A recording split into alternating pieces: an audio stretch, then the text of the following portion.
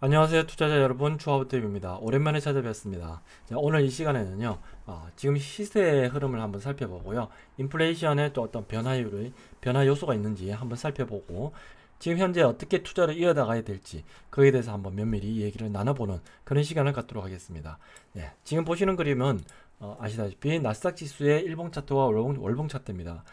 투자를 하시다 보면요, 특히나 기술적 분석을 하시다 보면 제일 중요한 게 직전 저점 붕괴가 제일 골치가 아픕니다.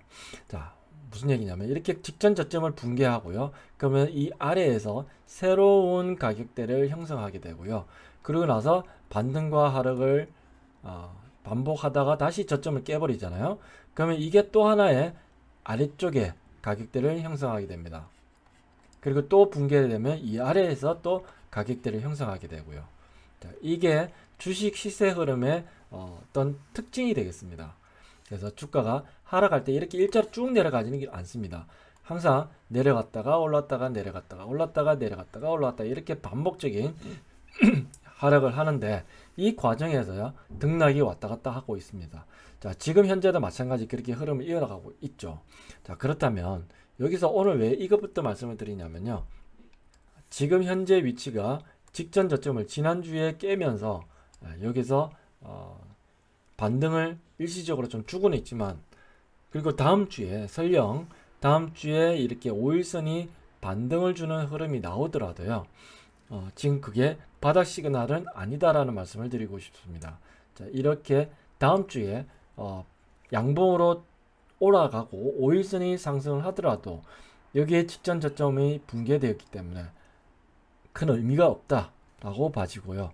중요한 것은 21선이 이렇게 내려오면서 그 다음에 같이 얘가 변곡이 일어나는 그 시그널을 바라보는 게, 그게 단기적으로나마 반등 시그널이 될 수 있습니다. 그렇지만 다음 주에 5일선이 돌더라도요, 되게 단기적인 반등이 될 것이고요. 지금 이 지정 저점을 붕괴했다라는 것, 그것 때문에 큰 의미를 둘 수는 없다, 그 말씀을 드리고요.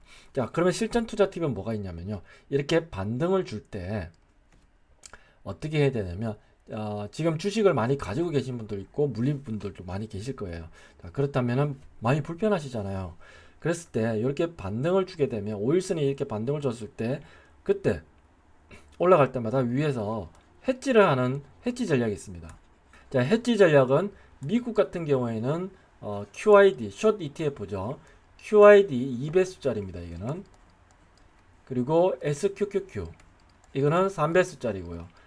지수 하락 대비 2배로 상승하는 것, 3배로 상승하는 것, 그 ETF가 대표적으로 이 두 가지가 있습니다. 이 두 가지를 가지고 해지를 한다는 것이죠.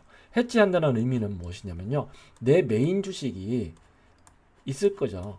내 메인 주식이 만약에 100이라는 금액만큼 있으면 얘를 보호하기 위해서, 얘를 해지하는 것, 보호하기 위한 목적이 바로 해지하는 것이고, 이 해지는 하락에 대해서 상승이 된 가격이 올라가는 이런 숏 ETF, 이게 되겠습니다. 이것은 해지는 메인 주식이 만약에 지수 흐름에 대비 델타 변동성이라 그러는데요, 지수 흐름 대비 1대1로 지수가 1% 하락할 때 이 주식도 뭐 1점 몇 퍼센트 정도 하락한다. 예를 들면 애플이나 마이크로소프트 같이 그런 녀석들은 지수가 1% 하락해도 걔네들도 1점 몇 퍼센트 정도밖에 안 되죠. 하락할 때. 그 변동성이 지수와 거의 비슷하게 움직이는 녀석들이면은, 그때는 얘네들 QID는 2배수짜리니까 얘 반만 하면 되겠죠. 53배수일 경우에는 그것에 또 3분의 1 정도만 해도 효과가 똑같겠죠. 지금은 반등 줄 때 해치 전략이 좀 유효해 보이고요. 손절은 하지 마세요. 손절은 하지 마시는 이유가요, 지금 우량한 주식을 가지고 계시다면, 예를 들어서 나스닥에 어떤 애플이나 마이크로소프트나 테슬라나 이렇게 우량한 주식들을 가지고 계시면 걔네들은 지금 버릴 이유가 없어요. 그 기업들이 장사를 잘못해서 이 주가가 떨어지는 게 아니거든요. 인플레이션 때문에 금리 인상을 하고, 그 다음에 내년에 경기가 위축될 수 있다는 이 걱정 때문에 지수가 하락하고, 이 지수 하락 때문에 주가가 같이 그냥 덩달아서 떨어질 뿐이지, 그 기업들의 펀더멘털은 전혀 이상이 없겠죠. 그렇기 때문에 그런 주식들을 가지고 계시다면 혹은 물려 있다라면 손절하지 마세요. 그리고 반대로 지수가 하락하기 때문에 지수 ETF, 숏 ETF에다가 해지를 하는 전략이 굉장히 좋습니다. 그래서 먼저 시작부터 이것 말씀을 드린 거고요. 자, 지금 주가가 이렇게 하락을 하고 있는데 손절을 하지 마시라고 다시 한 번 더 당부드리고요. 내년에 경기가 하락하면은, 경기가 위축되면은, 자, 지금 하락은 시작일 뿐이다라는 얘기가 돌고 있어요. 근데 그건 잘못된 얘기라고 봅니다. 내년에 경기 위축이 혹 있더라도 그때 가서 주가가 폭락한다. 그건 아닙니다. 주가는 먼저 떨어집니다. 그래서 지금 주가가 떨어지고 있는 혹은 내년에 있을 수 있는 경기의 하락을 미리 지금 선반영하고 있다라고 판단할 수 있습니다. 자, 그것은 느낌상으로 얘기 드는 게 아니고요. 근거가 있으니까요. 그 근거를 지금 한번 들어보시고 논리적인지 한번 판단을 해보시면 좋을 것 같습니다. 자, 먼저 인플레이션 얘기부터 해볼게요. 자, 지난주에 인플레이션 발표됐을 때 어땠습니까? 자, 8.6%가 나왔습니다. 물가 상승률이 이렇게 올라가는데 그 이유는 유가 때문이라는 건 다들 아시죠? 그리고 핵심 근원 물가 지수를 보시면은 그거는 6%가 나와 있어요. 그럼 이 둘 간의 차이는 뭐냐면요. 바로 이 인플레이션 물가 상승률 지수에서요. 에너지와 식품을 뺀 그 가격이 바로 이 핵심 물가 지수가 되겠습니다. 그래서 에너지 인플레이션을 보시면은 에너지는 여전히 높죠. 유가가 높잖아요. 그리고 식품 인플레이션도 보시면은 여전히 상승을 보이고 있죠. 그래서 이 두 가지 때문에 이 인플레이션이 8.6%나 계속 올라가는 겁니다. 그러면 여기서 한번 짚어볼게요.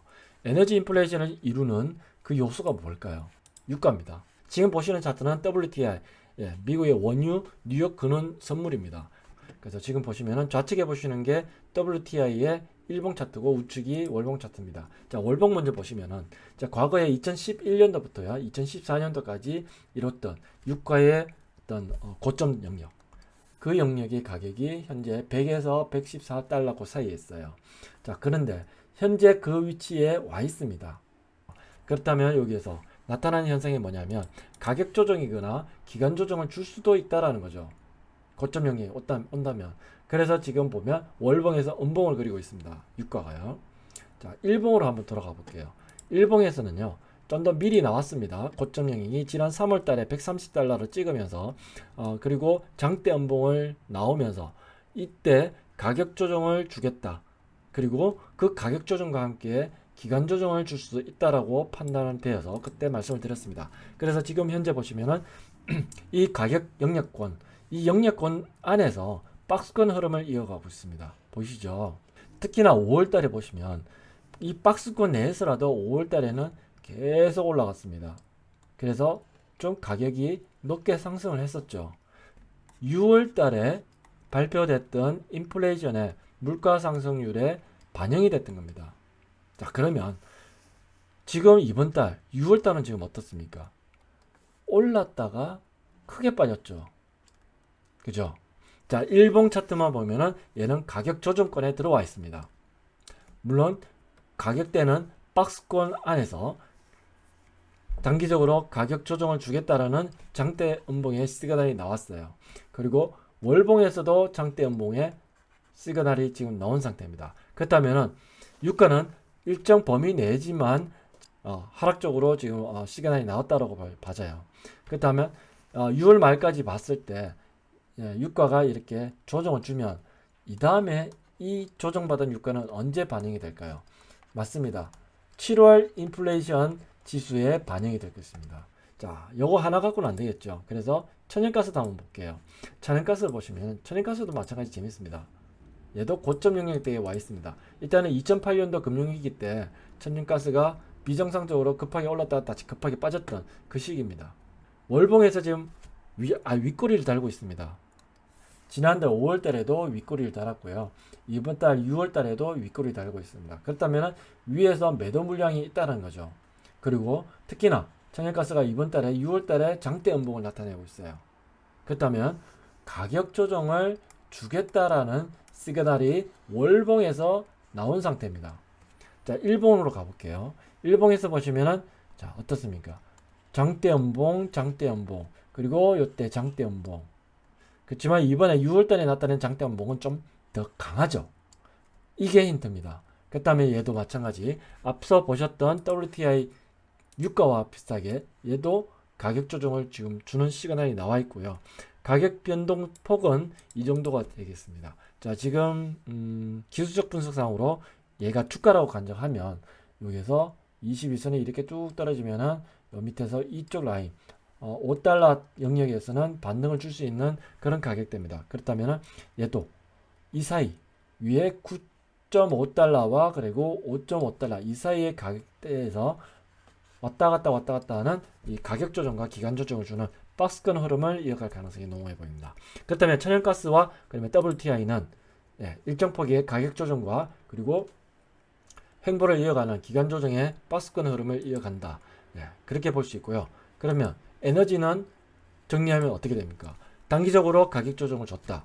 6월달에 가격 조정을 줬다라고 볼 수 있죠. 자, 그러면 6월달에 가격 조정을 줬으니 천연가스와 WTI는 7월 CPI 인덱스에 안정을 지금 줄 수 있겠죠. 그렇다면 7월달에 나올 수 있는 얘기는 7월 13일 날 인플레이션 지수가 또 발표가 되는데요. 물가가 좀 안정이 되네라는 얘기가 나올 것입니다. 자, 그리고 그 다음에 식품을 한번 알아볼게요. 식품에서요, 우리가 가장 많이 쓰는 건 뭐죠? 밀이죠, 밀. 자, 그러면 밀 가격에 한번 추세를 보시면, 자, 월봉을 먼저 보실게요. 월봉에서 보시면은 얘도 자, 비정상적인 2008년도 가격대, 장대 연봉을 줬던 그 2008년대 가격대에 와 있습니다. 그래서 그 영역에서 지금 어떤 현상이 일어나고 있죠? 앞서 보셨던 것과 마찬가지죠. 윗골이 달고 있습니다. 지난달에. 그리고 이번 달에는 아예 음봉을 주고 있죠. 그렇다면 지금 밀 가격도 마찬가지 가격 조정을 주겠다는 시그널이 나와 있습니다. 그리고 일봉으로 한번 보실게요. 자, 일봉도 보시면은 연속적으로 장대 음봉이 나오고 있죠. 연속적인 장대 음봉. 그리고 지금 61선 깨는 음봉이 나왔습니다. 자, 그렇다면은 일봉에서 상에서도 밀 가격은 현재 일정 박스권을 이루면서 얘도 가격 조정 그리고 박스권 흐름의 기간 조정을 이어갈 가능성이 농후해 보입니다. 그렇다면 자, 지금 식품과 에너지 그 두 가지를 모두 다 살펴봤을 때 6월은 어떻다라고 볼 수 있죠? 가격이 조정되어 있다라고 볼 수 있어요. 그렇다면은 자, 이어지는 7월 달에 인플레이션 지수, CPI 지수나 PCE 지수에는 6월 달에 하락 조정된 에너지와 식품이 반영되면서 안정적인 지수가 발표될 가능성이 농후해 보이죠. 이렇다면 인플레이션이 어느 정도 안정되었다는 얘기가 또 나올 수도 있습니다. 금리 인상을 어떻게 할지 그것도 좀 사뭇 궁금해지죠. 더 중요한 것은 9월이 될 것 같습니다. 8월 달은 FOMC 회의가 없고요. 9월 달 되면은 자, 지금 3개월 연속 6월 달, 7월 달, 8월 달까지 이 가격 흐름이 일정 박스권 흐름 내에서 어느 정도 안정을 찾는다면 9월 달에는 인플레이션 지수가 연속적으로 안정을 보이는 그런 것을 보일 수 있고요. 그러면 9월 달에 금리 인상은 연준이 한 번 더 고민을 하지 않을까. 급하게 올리지 않아도 되는 그런 상태가 되지 않을까라는 생각이 듭니다. 그렇기 때문에 시장은 어떻게 될까요? 안도의 한숨을 쉬면서 반등을 할 수 있지 않을까 싶습니다. 그렇다면 우리는 어떻게 기대를 해볼 수 있을까요? 인플레이션이 안정권에 들어가고 금리 인상이 어느 정도 안정된다면 시장도 안정이 되고 시장이 안정이 된다면 어떻게 됩니까? 큰 반등이 있을 수 있다는 거죠. 그죠? 자, 이것을 어디에다가 빗대서 또 한번 설명을 드릴 수 있냐면요. 자, 자산시장 사이클이라는 게 있습니다. 자, 먼저 채권 시장이 꼭지를 치고 바닥을 치고 이렇게 흐를 거고요. 두 번째는 주식시장이 이렇게 바닥을 찍습니다. 다음은 경기가 바닥을 찍고요. 그 다음은 부동산이 바닥을 찍습니다. 그래서 지금 채권은 바닥 권역에 와 있고요. 그 다음에 주식은 지금 내려가고 있는 진행 과정에 있습니다. 경기 선행지수 기준으로 약간의 둔화되는 부분은 나오고 있습니다. 근데 경기 침체인지 아닌지는 지금 알 수가 없어요. 현재 위치로 봤을 때는 경기 침체는 아닙니다. 근데 내년에 갔을 때, 내년쯤, 내년 상반기가 됐을 때, 하반기가 됐을 때 경기가 어느 정도 위축이 될 수 있다 가능성은 높아지고 있죠. 그리고 부동산 가격도 어느 정도 지금 약간 정점을 이루고 있다라고 볼 수 있어요. 그래서 부동산 가격이 머뭇 지금 매물이 국내도 마찬가지고 미국도 마찬가지고요. 자, 미국 같은 경우에는 신규 주택 판매 지수가 약간 꺾여 있어요. 그래서 새 집이 안 팔린다는 얘기죠. 금리가 모기지 금리가 지금 5% 6%를 넘어가고 있습니다. 그렇다면은 미국에서도 신규 부동산을 구매하기에 대출 받아서 구매하기에 약간 부담스럽겠죠. 그래서 얘도 약간 지금 정점에 와 있고요. 한국 시장도 마찬가지 부동산이 그렇게 매수세가 확 몰린다라는 얘기는 아닙니다. 그래서 부동산은 지금 약간 흔들흔들하고 있는 상태. 경기는 꺾일 듯 말 듯 약간 간보고 있는 상태. 그 주식시장은 지금 하락을 선방향하고 있는 상태. 채권은 바닥 권역에 와 있다는 사실. 자, 그러면 이 순서대로 지금 가고 있는 중이죠. 또 다른 하나의 부를 이룰 수 있는 찬스다라고 볼 수 있습니다. 자, 이렇게 얘기를 드릴 수 있는 이유가 또 다른 근거가 있습니다. 자, 어떤 근거를 들 수 있냐면요. 이거 한번 보시죠. 자, 미국의 경기 선행지수 그래프입니다. 선행지수가 깔짝 올랐다가 지금 옆으로 횡보하고 있습니다. 2008년도 금융위기 왔을 때 이때 굉장히 강하게 꺾어지는 시그널이 보였고, 그 다음에 2020년 코로나 팬데믹, 이거는 워낙 전염병이기 때문에 워낙 강하게 지금 드라이브가 들어왔죠. 그리고 지금은 옆으로 눕고 있습니다. 그러면 이걸 좀 더 키워볼게요. 2008년도가 좀 샘플로 분석해보기 좋겠죠. 그래서 2008년도를 보시면은 경기 선행지수 기준으로 2008년도 5월 달에 꼭지, 그래서 꺾어지기 시작했고요. 2009년 10월 달에 바닥을 찍었습니다. 자, 그러면 주식시장은 어땠을까요? 다시 한번 과거로 한번 돌아가 볼까요? 네, 지금 보시는 차트는 나스닥의 일봉 차트고 2008년도가 되겠습니다. 자, 주식시장이 하락을 시작했을 때가 언제냐면 2007년도 12월부터 하락의 조짐을 보이기 시작했어요. 그리고 본격적인 하락은 2008년도 1월부터였습니다. 자, 미리 떨어지기 시작했죠. 경기 선행지수는 2008년 5월이었는데요. 1월부터 미리 떨어지기 시작했습니다.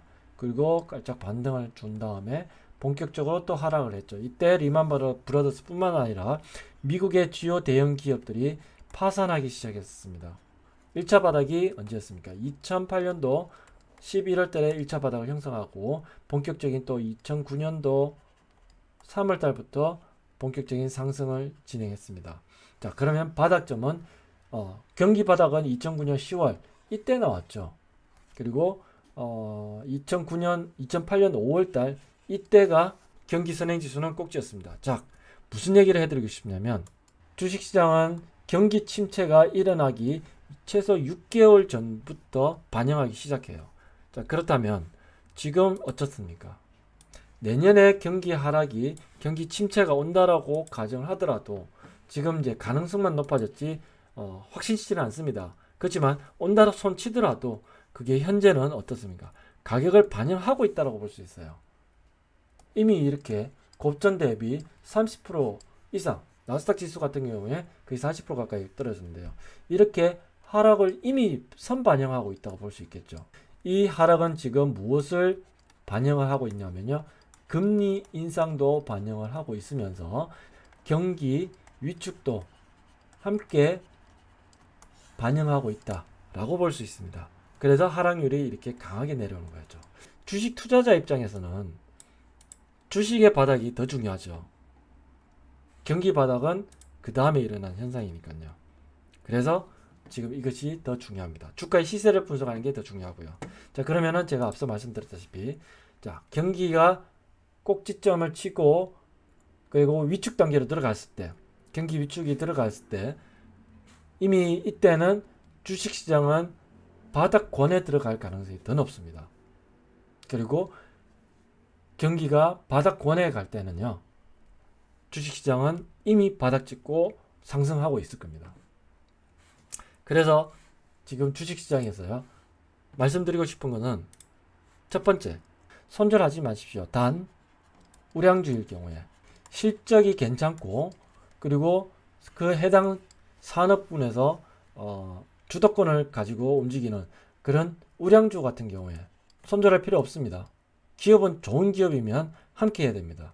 이 경기는 어차피 사이클을 타고 갈 것이고요. 자산시장도 사이클을 타고 가고요. 주식시장도 사이클을 타고 갑니다. 이 사이클 상에서 특히나 지금 시장도 이 사이클에 하락 사이클에 지금 들어가 있다라고 봐지는데, 그렇다고 해서 이 우량주는 끝나는 게 아니죠. 하락 사이클을 들어갔다, 경기 위축에 들어갔다고 해서 애플이 망할까요? 마이크로소프트가 망할까요? 테슬라가 망할까요? 아닙니다. 그들 나름대로 기업 운영을 착실히 잘하면서 계속 수익을 창출할 것입니다. 그러면 그런 기업들의 주식은 그냥 가지고 가는 겁니다. 보유예요.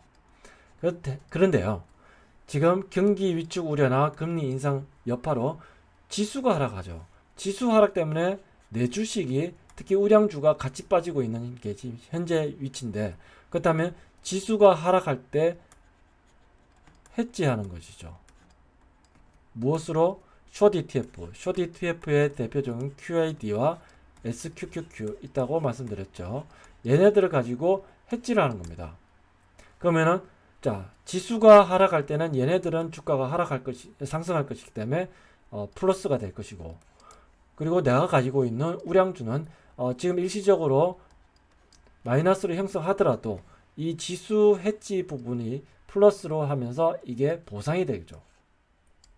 그리고 이 하락 국면이 끝나고 다시 상승 회복한다면은 내가 가지고 있는 우량주도 주가가 다시 회복을 하겠죠.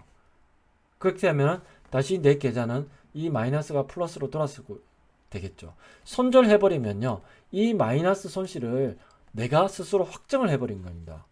이 우량주가 시장이 다시 회복했을 때 내 우량주도 같이 주가가 회복되면 이 마이너스가 결국은 플러스로 돌아설 거죠.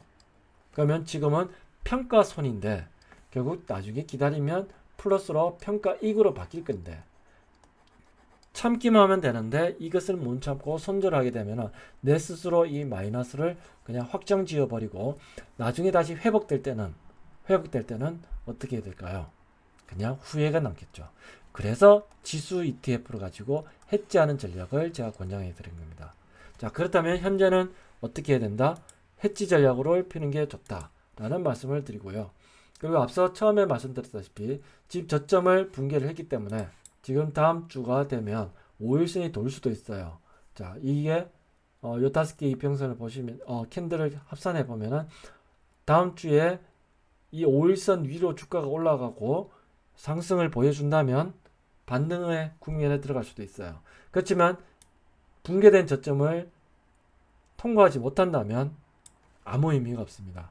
단순하게 반등의 의미가 있을 뿐이지 반전이 아닙니다. 그렇다면 그때는 숏 ETF 투자할 부분적으로 매수할 저의 타이밍이 되겠죠. 시간이 좀 많이 됐는데요. 그래도 한국 시장도 한번 짚어보고 가는 게 좋을 것 같습니다. 자, 왜 그러냐면요, 한국 시장이 의미 있는 구간에 들어와 있기 때문입니다. 자, 첫 번째 월봉 먼저 보실게요. 지금 보시는 거는 코스피 지수의 월봉 차트인데요. 자, 첫 번째 장기 이평선 72개월 이평선에 적정 구역에 와 있어요. 거기서 지금 아랫꼬리를 만들고 있죠. 자, 그 두 번째는 투자 심리선상에서 과매도 구간에 와 있습니다. 그래서 첫 번째는 장기 이평선상에서 접점이 이루어지고 있다. 두 번째는 과매도 구간에 있다 라고 볼 수 있습니다. 일봉에서 보시면 또 특이사항이에요. 21선을 보시면 1, 2, 3, 4, 5. 자, 21선의 마지막 파동에 와 있습니다. 21선의 라스트 웨이브 마지막 파동상에 와 있습니다. 그래서 이 세 가지만 바라보더라도요, 자, 그렇다고 해서 마지막 파동이라고 해서 이게 완전히 바닥이라고 볼 수는 없습니다. 자, 그 다음에 또 하나 볼 거는요, 네 번째는 펀더멘털상 PBR이라는 걸 따지는데요. 지금 코스피 지수가 PBR이 거의 0.9에서 0.8 정도까지 와 있을 겁니다. 자, 그렇다면 펀더멘털상 아주 저평가 상태에 와 있다고 볼 수 있죠. 그래서 지금 이게 바닥이다라고는 가정할 수는 없어요. 그는 예측일 뿐이죠. 그렇지만 저점 가능한 구간에 현재 와 있다라고는 이 네 가지 요소만 가지고 가늠을 해볼 수 있고, 여기에서 기다려야 될 것은 뭐냐면 신호가 될 것입니다. 그래서 얘도 마찬가지, 한국 시장도 마찬가지 손절할 것은 안 됩니다. 특히나 우량주, 삼성전자나 이런 걸 가지고 계시면 손절하지 마시고요. 대신 반등할 때 인버스 ETF로 해지하는 것은 괜찮습니다. 자, 그럼 말 나온 김에 삼성전자 한번 보실까요? 005930. 자, 삼성전자도 마찬가지 과매도 구간에 와 있고요. 다만 얘는 장기 이평선에 아직 접전 구간은 아니네요. 그런데 특이점이 하나 있네요. 현재 위치가 어디에 있냐면요. 자, 월봉상에서 니콜라스 다비스의 박스권 돌파 이론에 따르면 이렇게 돌파된 박스권 이때 매수이고요. 지금 돌파했다가 내려와 있죠. 그러면 여기서 관건은 지지를 하느냐 안 하느냐가 관건이 되겠습니다. 만약에 여기서 지지를 한다면 어떻게 될까요? 의미선에 와 있긴 합니다. 그러면 니콜라스 다비스 박스권에 따라서 돌파, 지지, 그리고 다시 재상승 이렇게 된다면 굿입니다. 자, 아무튼 현재 첫 번째는 과매도 구간에 와 있다라는 것이죠. 그러면은 얘도 마찬가지. 일봉에서도 과매도 구간에 와 있고요. 자, 그렇다면은 얘도 마찬가지 첫 번째 과매도 구간에 와 있고 두 번째 PBR이 현재 1.3입니다. 그러면 얘도 저평가 구간에 와 있다고 볼 수 있죠. 특히나 PER이 9배밖에 안 됩니다. 그렇다면 저평가 가격적인 면으로서는 저평가 구간에 진입해 있고 그리고 과매도 구간에 와 있고 많이 떨어졌다는 얘기죠. 그리고 가격적인 부분에서도 돌파했던 그 가격대에 와 있고요. 그리고 의미 있는 가격대 6만원 아래로 지금 내려왔어요. 그렇다면 얘도 어느 정도 저가 매수 가능 구역에 와 있다고 볼 수 있습니다. 그렇다면 여기서 두 가지 방법이 있습니다. 자, 지금 무릎 부근이죠. 하락의 무릎 부근입니다. 그러면 여기서 내려갈 때마다 월 단위로 분할 매수하는 것도 괜찮다고 봅니다. 그 다음에는 진짜 바닥을 줄 때까지 시간적으로 기다려야 되는 게 그 다음 스텝이고요. 기다린 다음에 다시 상승을 줄 때 그러면 무릎 단계를 지나서 상승의 무릎 단계를 지나서 쭉 올라가겠죠. 자, 그러면 이렇게 기다릴 수 있는 시간적 여유가 있는 자금을 가지고 계시고 본인의 성향도 그렇다면 현재부터 분할로 월 단위로 분할 매수하시는 것을 권장해 드리고요. 자, 성향이나 아니면 자금의 성격이 이렇게 시간적 여유가 없는 그런 부분이라면 지금은 매수하지 마시고요. 바닥 찍을 때까지도 기다리시고요. 그리고 나서 시간이 지난 다음에 정말 바닥 형성하고 추세 상승으로 다시 복귀할 때 그걸 확인한 뒤에 상승의 무릎 부근에 그때 들어가십시오. 그러면은 사자마자 올라갈 겁니다. 그때는 좀 아쉬운 거는 바닥에 좀 살 수 있었는데 지금은 좀 많이 올랐다. 그런 후회가 있을 수도 있어요. 그렇지만 이 인고의 과정은 생략했기 때문에 그 정도는 보상을 하고 넘어가야 되겠죠. 감안을 하고 가야 되겠죠. 자, 어쨌든 자기네 선택입니다. 저가 매수 가능 구간에는 들어와 있고 그리고 이런 과매도 구간과 저평가 구간에는 들어와 있다. 그래서 이때 내가 취할 수 있는 방법은 자, 두 가지. 첫 번째는 지금으로부터 월 단위로 저가 매수 들어가는 방법 그리고 기다린다. 그것이고요. 두 번째 방법은 이걸 다 생략하고 정말로 바닥점을 형성하고 그게 올 하반기가 될지 내년이 될지는 몰라요. 그렇지만 바닥이 형성되고 다들 이제 안정권에 물가도 안정권 그리고 주식시장도 안정 그리고 월봉 차트도 상승 추세로 전환했을 때 그때 초입 단계에서 매수하면은 상승의 무릎이 되겠습니다. 그때 매수하는 것이 두 번째 방법이 되겠습니다. 그래서 이거는 본인의 성향과 그리고 본인의 투자 자금의 성격에 따라서 선택하시면 될 것이고요. 어쨌든 지금 첫 번째는 손절할 필요는 없다. 그리고 불안하면은 해지를 하자. 그리고 세 번째는 분할 매수를 하고 싶을 때 그때는 분할 매수 방법은 두 가지. 지금 하거나 나중에 하거나. 이렇게 정리할 수 있어요. 지금 내년에 경기 위축, 경기 침체가 올 수 있다라고 하는 그런 불안 심리도 크고요. 금리 인상을 언제까지 얼마만큼 할지에 대해서도 지금 불안감이 휩싸여 있습니다. 그렇지만 이럴 때일수록 투자의 본질을 살피시고 그리고 내가 어떻게 투자를 이어나갈지 시장에서 도망가게 되면요. 나중에 바닥 짚고 올라갈 때 부를 쌓을 수 있는 기회는 놓치게 됩니다. 자, 제가 봤을 때는 이미 무릎 단계까지는 와 있다고 보고요. 그렇다면 7분 능선은 이미 지나가고 있다고 봅니다. 그렇다면 부자 될 기회는 이제 이미 거의 다가오고 있다라고, 멀지 않은 기회에 다가오고 있다고 보는데요. 여기서 시장을 떠나시면은 다시 못 돌아오십니다. 다시 한번 떠난 뒤에 다시 돌아오시면요, 많이 오른 뒤에 오실 수밖에 없을 거예요. 제가 경험상 그렇습니다. 그래서 지금은 내 주식을 좀 보호한다는 것은 해지를 한다는 거고, 해지를 한다는 것은 인버스 ETF나 숏 ETF를 같이 매수를 해서 갖고 있다라는 거. 자, 그렇게 해서 시장을 기다리시고, 바닥을 기다리시고, 회복점을 지날 때, 그때 좋은 성과를 이룰 수 있도록, 그래서 주식 투자를 통해서 그다음에 부를 이룰 수 있는 그 기회를 꼭 잡으시길 바랍니다. 네, 긴 영상 시청해 주셔서 감사드립니다.